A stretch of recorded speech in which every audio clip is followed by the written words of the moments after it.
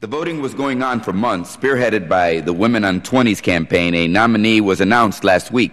Women on the 20s is the campaign that has been agitating to have a woman's portrait, the portrait of a great American woman, placed on a $20 bill by at least 2020, the 100th anniversary of the U.S. recognizing a woman's right to vote.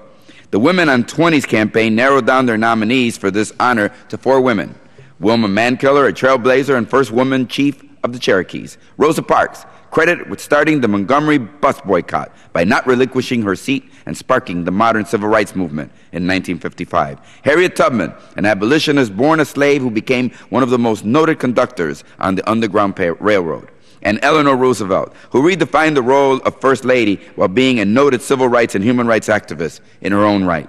More than 600,000 votes were cast in an online poll, and the winner announced with great fanfare last week is Harriet Tubman. And I'm overjoyed that this great American leader was selected. As the author of Put a Woman on a 20 Act of 2015, H.R. 1910, I think matching a specific person with a specific biography will sharpen the focus of this remarkable grassroots effort to put a woman's face on our currency. Now, my legislation does not limit the idea of putting a woman on our money to Harriet Tubman or any particular nominee.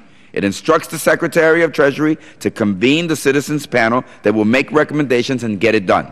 From my perspective, as we see women breaking barriers at every level of our society, and by the way, as we see people of color breaking barriers at every level of our society, our money ought to more accurately reflect who we are as a nation in the 21st century.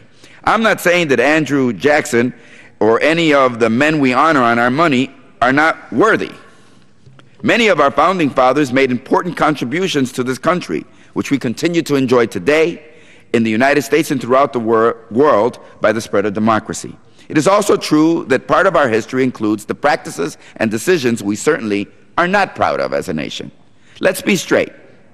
President Jackson was for many a war hero, a great defender of the young American Republic, and really the first president and founder of the Democratic Party.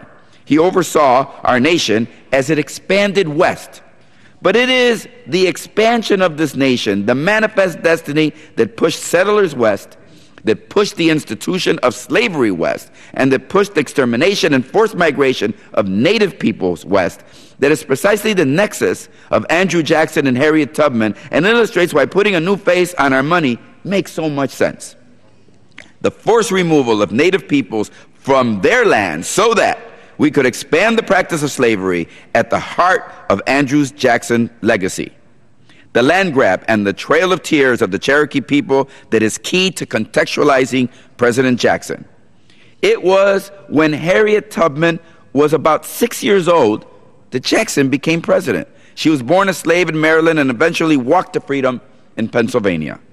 But she went back again and again, at least 19 times, telling more than 300 former slaves how to follow the Big Dipper constellation that pointed to the North Star and the way to freedom in the North.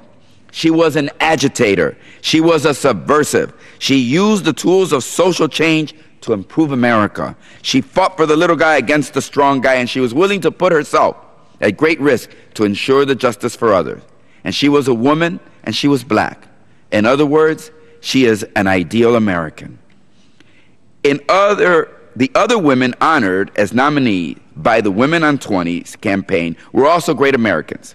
They were also subversives, troublemakers, agitators, and therefore exactly the kind of people I think we need on our currency. But Harriet Tubman, because she is a woman of color, because she fought for freedom and for a better America in the face of this nation's greatest, and for many like me, still unresolved, sin of slavery and racism, because she turned the tide of history for the better, she is very, very worthy of this great honor. In a few years, maybe in a few months, we will all wonder why it took so long to put an American woman on our $20 bill. Well, it shouldn't take so long, and members of this body, Mr. Speaker, have the ability to do something about it and speed this process along. Co-sponsor the Put a Woman on a 20 Act of 2015. It's H.R. 1910. Join me in calling on the Secretary of the Treasury to do this, whether it is Harriet Tubman or anyone else that is a fair and open process arrives at. Let us stand as a Congress to put a great American woman on our money.